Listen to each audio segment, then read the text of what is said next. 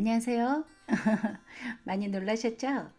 아유, 네, 이렇게 몇 번 만에 손에서 얼굴까지 끝까지 한번 올라와 봤어요. 여러 사람들이 응원해 주셔서 용기를 한번 내보았습니다. 근데 세월의 흔적들이 많이 보이죠? 근데 영상이 아직 어색해서 그러지요. 말도 자꾸 버벅거리게 되고 또 무슨 말을 해야 할지 생각이 하나도 안 나는 거예요. 그래서 다시 이렇게 목소리를 녹음하고 얼굴만 살짝 보여드렸습니다. 곧 익숙해지면 막 들이댈지도 몰라요. 조금만 기다려 주세요. 네. 지난번 영상엔 시간과 공간의 시작에 대해서 좀 살펴보았고요. 오늘은 팀 켈러 목사님이 쓰신 결혼의 말하다와 조지 레커스가 쓴 가정상담이란 책을 주로로 부부의 세계에 대해서 한번 풀어볼까 생각을 해봅니다. 자, 요즘 드라마 부부의 세계가 아주 대세잖아요. 저도 좀 잘 보고 있거든요. 근데 거기 중에 지선우랑 이태호 참 둘 다 안타까운 캐릭터예요. 그래도 그 이태호 그놈의 시키가 그 바람을 피고 그러는 건 아니죠. 그래서 자꾸 가정에 파탄이 나고 그 아들 그냥 그 준영이까지 그냥 짠하게 되고 막 그러는 거 아닙니까? 아유, 죄송합니다. 이 나이가 들다 보니까요, 자꾸 감정이입이 돼서 이 드라마 주인공들이랑 자꾸 대화를 했어, 내가. 아주 티뚜꼴 땡겨요. 자, 어떻게 됐든 오늘 말씀을 한번 풀어보도록 하겠습니다. 하나님께서 창조 사역에 있어서 다섯째 날까지 창조 역사는요, 인간을 위한 안식처, 곧 공간을 만드는 데 의의가 있었어요. 그리고 여섯째 날 드디어 창조의 정점을 이루는 하나님의 형상을 닮은 남자와 여자를 창조하시는데요. 이 창조의 역사가 너무너무 아주 흥미로워요. 한번 풀어볼까요? 자, 먼저 남자를 먼저 만들어요. 여자가 아니고 남자를. 자, 뭘로 만들죠? 흙으로 만들어요. 흙이라는 것은요, 먼지나 티끌이라고 하는 그런 어원에서 온 거예요. 이 말은요, 재료 자체가 그냥 한낱 먼지 같은, 티끌 같은 땅의 재료를 사용하셨다라는 거예요. 뭔가 뭐 고급진 재료로 뭐 있어 보이는 그런 걸로 쓴 게 아니고요. 인간의 그 재료 자체는 동물들과 같은 흙으로 재료로 사용했다는 거예요. 그런데 여기서만 끝날 것 같으면 우리도 동물과 다를 바 없는 그냥 인간 존재예요. 그런데 여기서 중요한 거는요, 하나님께서 그 사람의 코에, 남자 아담의 코에 당신의 영을 불어 넣으셨다는 거예요. 생기를 불어 넣으셨다는 것. 그래서 살아있는 존재, 생명이 되었다는 것이죠. 이게 굉장히 중요한 내용이에요. 창세기 2장 7절에요. 여호와 하나님이 땅의 흙으로 사람을 지으시고 생기를 그 코에 불어 넣으시니 사람이 생명이 되니라. 그러므로 인간에게는요, 물질적 요소와 영적인 요소, 이 두 가지가 다 병존하는 겁니다. 물질적 요소만 생각을 할 때는 우리의 인간의 재료가 무엇인지를 생각해서 겸손하라는 것이고요. 그렇다고 해서 우리가 하찮은 동물과 같은 존재가 아니라 하나님의 숨을 받은 영적인 존재인 것을 기억해서 인간의 위대한 존엄성을 가지라는 것이에요. 이것이 인간만이 가진 독특한 모습인 것이죠. 자, 그렇게 남자를 빚으셔서요. 어떻게 하셨느냐면 그 인간을 에덴 동산 밖에서 만들어요. 사람을 동산 안에서 만드는 게 아니라 밖에서 만드셔서 동산 안으로, 즉 공간 안으로 데려다 놓습니다. 다 5일 동안에 쭉 하나님께서 그 공간 안을요 다 채우시는 거예요. 마치 신혼방에 신혼부부가 들어와서 살 수 있는 그런 공간들에 그 모든 것들을, 아름다운 것들을 다 채려다 놓고요. 그러고 나서 아담을 데려다가 그 공간 안에, 에덴 동산 안에 데려다 놓은 거예요. 창세기 2장 8절에요. 여호와 하나님이 동방에 에덴에 동산을 창설하시고 그 지으신 사람을 거기 두니라, 이런 말씀이 있어요. 이는요, 인간은 그 땅에서 태어난 것이 아니기 때문에 받은 것 외에 가진 것이라고는 아무것도 없다라는 것을 깨닫게 하시기 위함인 거예요. 그래서 우리가 공술에 공수거라고 얘기하죠. 빈손으로 왔다, 빈손으로 간다. 우리가 하나님에게 받은 거 외에는 우리가 가지고 온 게 없다라는 거예요. 그런 의미로 그 동산 바깥에서 만들어서 안으로 데리고 들어왔다는 거예요.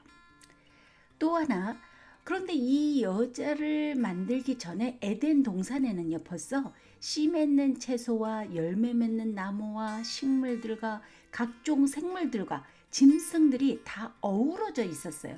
이 얘기는 뭐냐면 그 동산 안에는 벌써 이 남자가 살아가기에 부족함이 없는 모든 것이 다 채워졌다는 거예요. 또 그것만 있으면 안 되잖아요. 남자는 뭐를 해요? 일을 하는 걸 굉장히 좋아하잖아요. 그래서 남자에게는 일, 사명까지도 주신 완벽한 곳이었어요. 창세기 2장 19절에요. 여호와 하나님이 흙으로 각종 들 짐승과 공중의 각종 새를 지으시고 아담이 무엇이라고 부르나 보시려고 그것들을 그에게로 이끌어 가시니 아담이 각 생물을 부르는 것이 곧 그 이름이 되었더라. 네, 아담에게 첫 번째 준 사명, 이름 무엇이었느냐면 그 각축들과 공중의 새와 들의 모든 짐승들에게 이름을 지어주는 것이었어요. 이름을 지어준다라는 것은요, 이거는 굉장한 권위를 부여했다는 거예요. 그래서 이 동물들을 포함한 모든 피조물들은 사람의 권위 아래 있다라는 것을 알려주는 거예요. 피조물들은 사랑하고 보호하면서 다스리는 역할을 그 사람에게, 남자에게 주었다는 거예요. 창세기 2장 18절에 여호와 하나님이 이르시되 사람이 혼자 사는 것이 좋지 아니하니 내가 그를 위하여 돕는 배필을 지으리라 하시니라. 이렇게 말이 나와요. 자, 아담에게는요, 여자를 만들기 전에 배부르게 먹을 수 있는 양식과 볼만한 자연들과 또 놀만한 짐승들과 할 만한 일 다 있었어요. 완벽해 보였어요. 근데 그것만으로 만족하지 못했다는 거예요. 그리고 하나님 보시기에 좋지 않았다라는 거예요. 왜요? 혼자 있었기 때문에, 홀로 있었기 때문에 그 마음에 뭔가 부족한, 만족되지 못하는 것이 있었다라는 거예요. 사람은요, 혼자 살 수 있게 된 그런 존재가 아니에요. 왜죠? 우리가 저번에도 한번 말씀드렸지만 하나님께서 인간을 만드실 때는요, 하나님의 형상, 특별히 우리의 형상 이렇게 나와요. 창세기 1장 26절에 보면 하나님이 이르시되 우리의 형상을 따라 우리의 모양대로 우리가 사람을 만들고 이렇게 나와요. 우리의 형상이라는 건 나의 형상이 아니라 우리의 형상, 복수죠.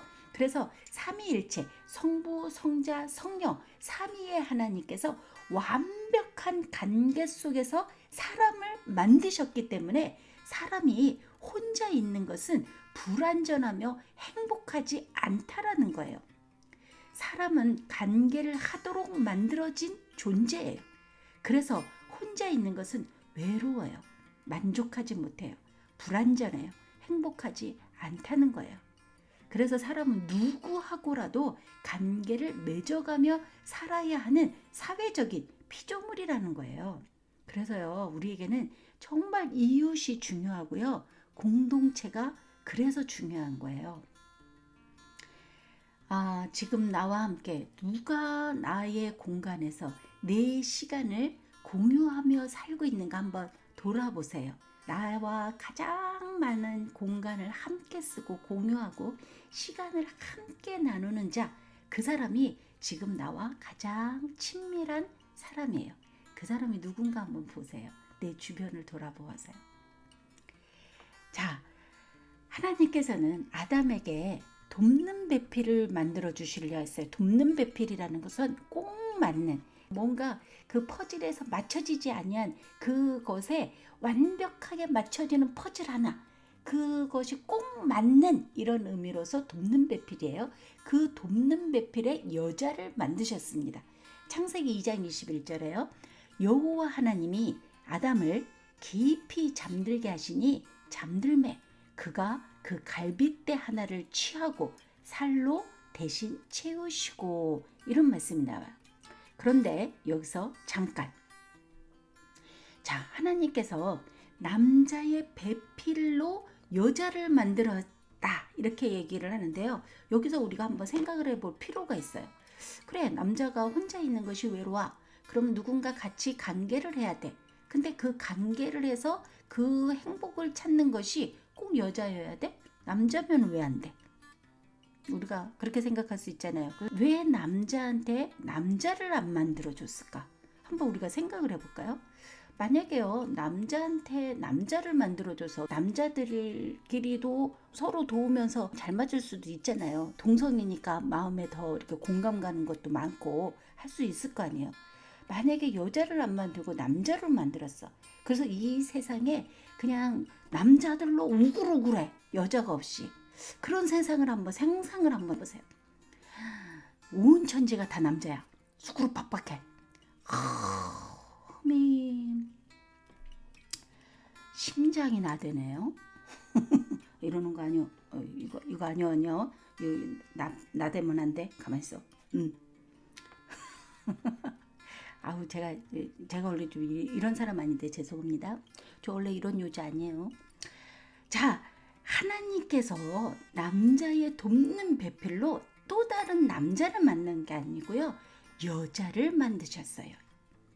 창세기 1장 27절에 하나님이 자기 형상 곧 하나님의 형상대로 사람을 창조하시되 남자와 여자를 창조하시고, 그리고 2장에 가서는 또 이제 그 남자 여자 만든 내용이 나오는데 이렇게 생각하실 분들이 계실까 봐서 잠깐 설명을 해드리는데요. 아니 1장에서 쭉 나왔는데 2장에 가서 다시 돌아가는 것 같고 1장하고 2장하고 뭔가가 이렇게 순서가 안 맞는 것 같다 이런 생각을 하셨을지 몰라요. 1장과 2장은요 시간의 흐름에 따라서 이렇게 써진 게 아니고요. 1장은 흐름에 따라 쓴 거고요. 2장은 1장을 구체적으로 설명하는 장이에요. 그래서 2장과 1장을 이렇게 왔다 갔다 하면서 2장에 가서 그걸 보충하고 있구나 이렇게 생각을 하면 됩니다. 그래서 그 남자의 돕는 배필로는 여자를 만드셨어요. 그런데 이 여자를 만들었을 때 생각을 해보세요. 한 여자를 만들었어요. 뭐 남자의 돕는 배필로 두 여자를 만들 수 있고 세 여자들을 만들 수 있잖아요. 하나님은 그런 능력이 있으시잖아요. 그런데 하나님은 그렇게 하시지 아니하고 한 여자를 만들었어요. 자, 이거는요. 한 남자의 한 여자. 중요한 포인트죠. 네. 그리고요. 여기서요. 여자가 남자와는 약간의 재료가 좀 달라져요. 그죠? 흙으로 똑같이 만들고 그 다음에 어떻게 했다 그랬어요? 아까 남자의 갈비뼈 잠들게 해서, 그리고 하나님의 영을 불어 넣어줬다는 거예요. 조금 더 업그레이드 된 거죠. 본 차이나 그 뼈가 차이가 나요. 좀 올드하죠. 여기서 남자와 여자의 가장 뚜렷한 차이는 뭐냐면요. 바로 아이를 낳아 기를 수 있는 신체적인 특성이에요. 이 신체적인 이 특성이 달라요. 이 물리적 차이에 따라 사실은 심리적인 자질에도 남녀 간에 미묘한 차이가 생기는 것입니다. 그래서 남자와 여자는 서로 철저하게 달라요. 달라서 둘이 모여야 완성되는 나머지 반쪽이기 때문에 서로 다름을 인정해야 하는 겁니다. 달라야 돼요. 달라야지만이 하나가 되는 거예요. 그런데 달라도 너무 달라.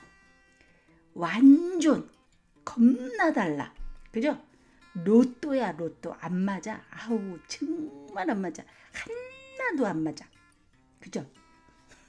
저 얘기 아니고요. 그런데 이 다름이 안 맞음이 서로 끌리게 되어서 매력을 느끼고 그것 때문에 결혼에 이르게 된다라는 거예요.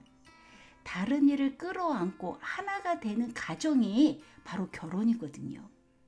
세상을 돌아가게 만드는 것은 서로 다른 것들이 끌어당기는 힘 때문에 세상은 돌아가는 거예요. 이것이 하나님의 창조 원리예요. 그런데 인간이 내가 들어옴으로 말미암아서요. 결국에는 이 다름 때문에 갈등을 빚고 서로 적이 되고 원수가 되고 이혼까지 이르게 되는 거예요. 이 다름 때문에. 세상에 그렇게 죽고 못 살아서 부모까지 거역하면서 따라 나섰잖아요. 그 오빠. 어우, 너무나 멋있어 보이던 그 오빠. 그냥 우리 이 오빠 그냥 독립성 최고. 아우, 완전 상남자야. 막 그러면서 그냥 부모가 막 말리는데도 막 따라 나섰던 그 오빠의 모습이 제가 들어오니까 어떻게 돼요? 자기밖에 모르는 완전 극단적인 이기주의자로 보이잖아요. 그렇게 멋있어 보이던 그 독립성이 이기주의자로 보이는 거예요. 또 남자는 어때요? 자기밖에 모르면 따라다니는 그 여자. 오빠야, 난 네밖에 없대 하는 그 사랑스러운 여자를 제가 들어오니까 어떻게 됐어요?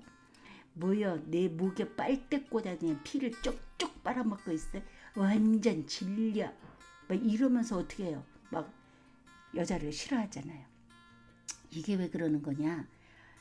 다 제가 들어와서 제가 작용하기 때문에 생긴 일이라는 겁니다. 자, 이 제에 대해서는 3장에 가서 조금 더 구체적으로 생각을 할 거고요.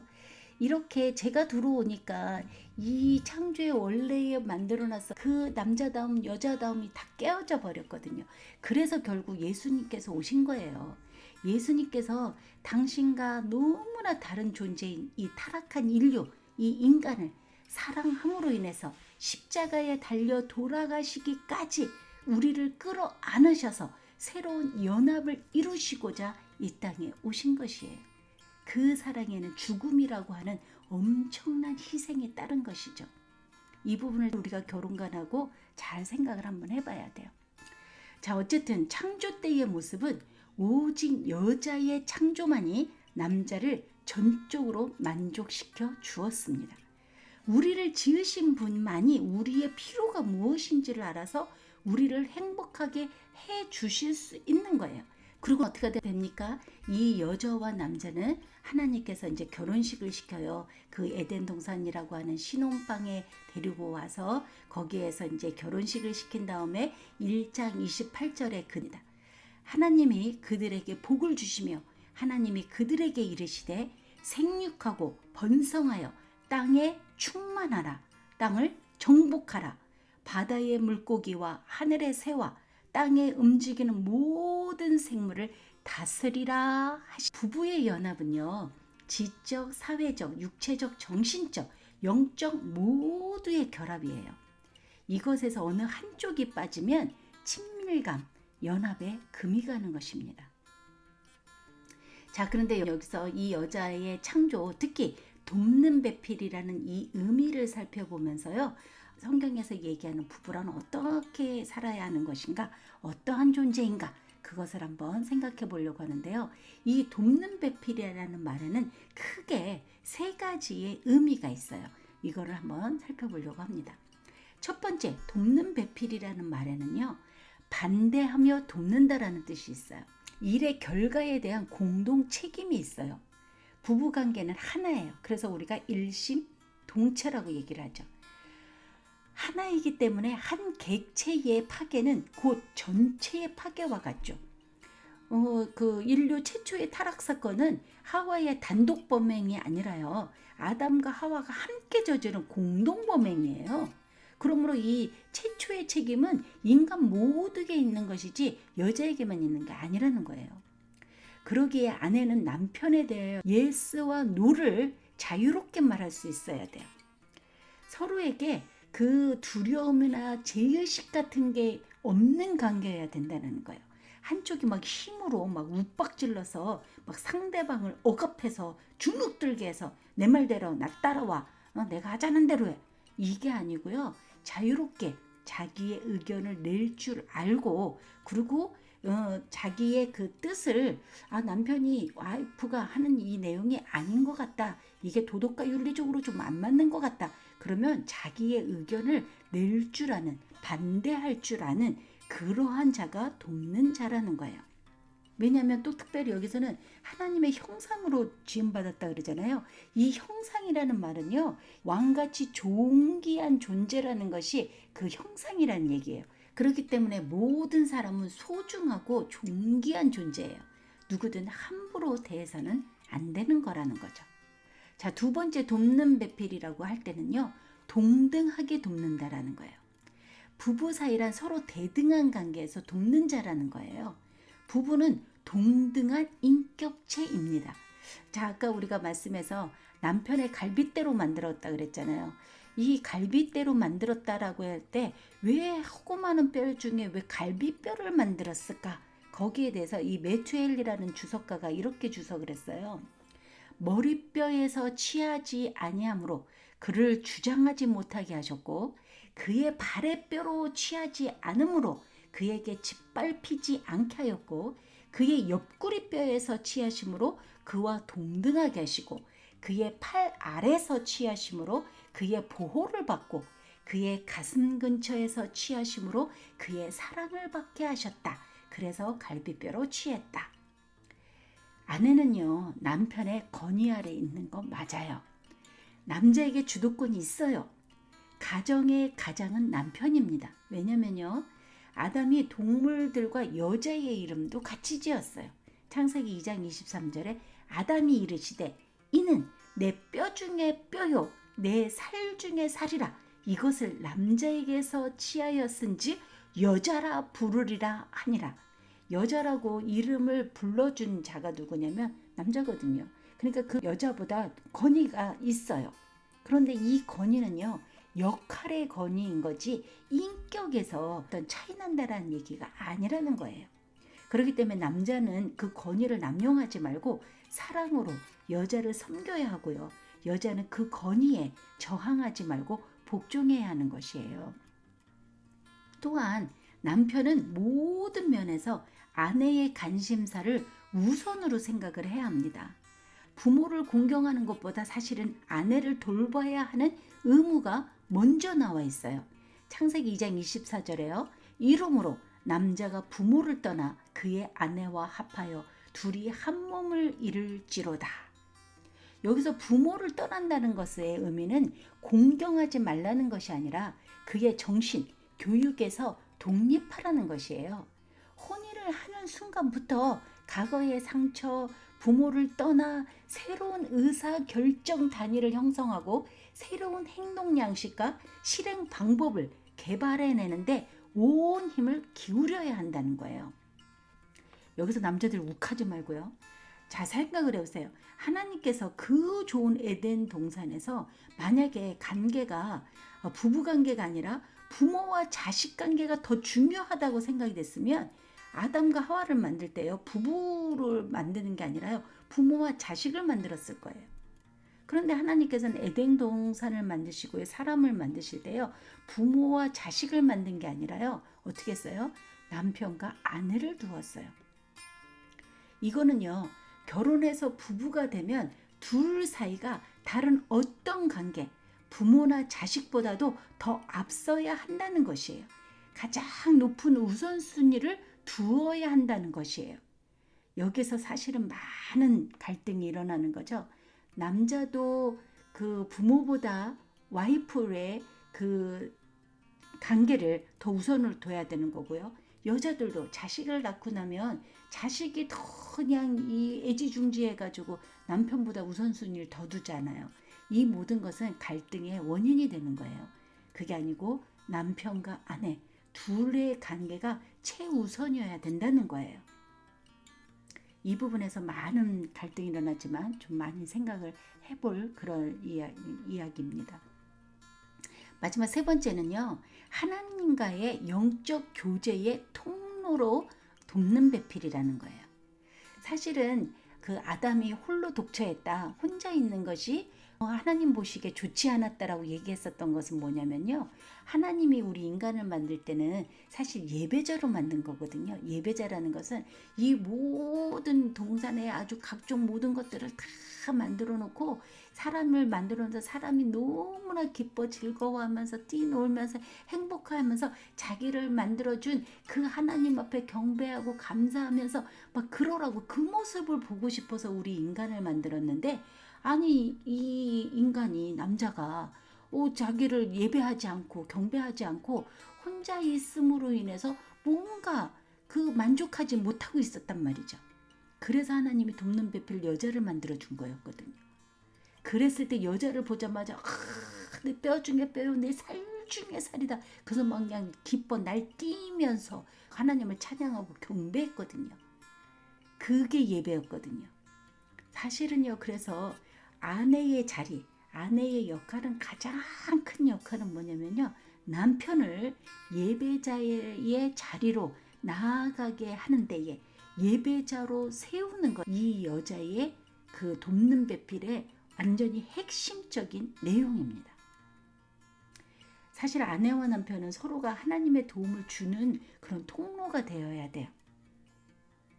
그래서 이 돕는다 할 때 남자가 결핍된 부분을 여자의 능력으로 채워주는 거예요. 강력한 조력자다라는 뜻이 이 돕는 자라는 것이에요. 하나님은 남자와 여자를 동등하게 똑같이 세상을 다스릴 건치, 통치권을 주었거든요. 사실은 배우자가 영광스러운 존재가 되도록 도와야 하는 것이 이 남편과 아내의 상호 보완적인 존재라는 것입니다. 부부에게는 영적으로 성장할 수 있게 서로를 섬기는 것보다 더 큰 사랑은 없는 것이에요. 만약 지금 내가 결혼을 한 사람인데 상대방이, 내 남편이나 아내가 하나님을 섬기는 자가 아니다. 그렇다면 나를 다시 돌아봐야 돼요. 나의 사랑에 문제가 있는가? 내가 너무나 이기적인 사랑이었나? 아니면 너무나 희생하지 아니하는 사랑이었나? 깊이 고민해 봐야 할 문제인 거죠.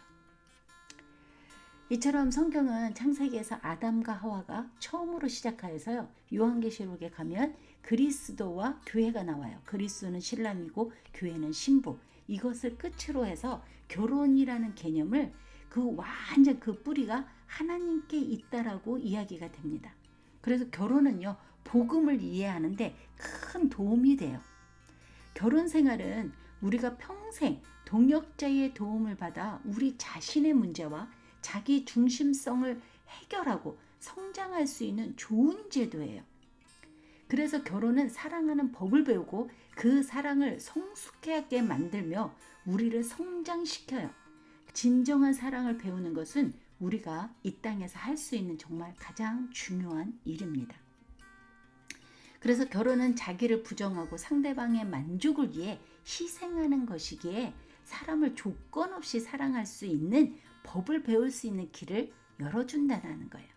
결혼은 나 자신의 유익이나 덕을 보려고 하는 것이 아니라 상대방을 위해서 상대편의 득실을 먼저 생각하고 중요하게 여기는 것이라는 거예요. 여기서부터 결혼 생활이 출발이 돼야 되는데 이거부터가 다르기 때문에 우리가 결혼 생활이 불행한 거예요. 아낌없이 주고 서심없이 섬기고 또 섬김을 받아주는 것이 결혼인데, 이 결혼 생활을 하면서 종의 마음, 그 노예의 마음을 가지고 서로를 섬겨야 돼요. 근데 이걸 섬기지 못하게 하는 가장 큰 장애물이 뭐냐면, 그게 이제 죄에서부터 오는 건데, 그게 뭐냐면 지독한 자기중심적인 사랑을 얘기하는 거예요. 이기적인 거, 자기밖에 몰라. 결혼을 했는데도 나밖에 몰라. 이거는 잘못된 그 사랑이라는 거죠. 그래서 우리는 하나님과 이웃을 위해 섬기도록 지음을 받은 자입니다. 남을 섬기면 내가 행복해지는 것이에요. 그런데 이 섬김은 오로지 예수님을 두려워하는 마음을 가질 때에만 비로소 서슴없이 서로 섬길 수 있습니다. 인간 대 인간으로는 쉽지 않아요. 그 중간에 반드시 예수님이 개입을 하셔야 이런 섬김이 나올 수 있다는 것이에요. 결혼은 서로를 책임지겠다는 공개적인 약속이죠. 결혼은 심오한 언약 관계이므로 배우자뿐만 아니라 주님과 맺은 계약이기도 합니다. 그래서 결혼 서약은요, 하나님과 양가의 가족, 교회와 국가의 권위를 가진 기구 앞에서 맹세하는 가장 심오한 언약이죠. 이 결혼 서약은 현재 사랑하고 있음으로 선언하는 것이 아니라요, 장래의 사랑을 염두에 두고 함께 나누는 상호 간의 구속력을 가진 약속이라는 것이에요. 그래서 이 결혼이라는 것은 하나님께서 인간이 죄 짓기 전에 죄가 없는 상태에서 제정하신 것이 두 가지 의식이 있어요. 하나는 안식일이 있고요. 또 하나가 바로 결혼 제도입니다. 안식일은 교회의 보존을 위해서 만들어 놓으신 거고요. 결혼 제도는 인류 세계의 보존을 위해서 하나님이 직접 제정하신 의식이에요. 사실은 그래서 이 교회와 가정은요, 특별히 이 공간들을 통해서 이 장소적인 이곳에서 어떻게 되는 것이냐면 시간이라고 하는 것이 성화되는데 가장 큰 도움을 주는 이 두 장소예요. 교회와 가정, 여기에서 시간이 성화가 된다는 거죠. 그런데 이 아름답고 소중한 하나님의 선물이 가정과 교회예요. 그런데 만약 지금 나에게 이런 소중한 공간, 장소가 둘 중에 하나라도 없다거나 아니면 둘 다 지금 내가 놓치고 있다거나 그렇다 그러면 고민해 봐야 돼요. 깊이 한번 생각을 해봐야 돼요. 그래서 다음 편에서는요, 하나님이 제정하신 제도 중에 안식일에 대해서 한번 생각을 해볼 거예요. 안식일과 지금 우리가 지키고 있는 주일, 이 안식일과 주일에는 어떤 상관관계가 있는가 한번 살펴보려고 합니다. 기대해 주세요. 자, 감사합니다. 다음에 뵙겠습니다.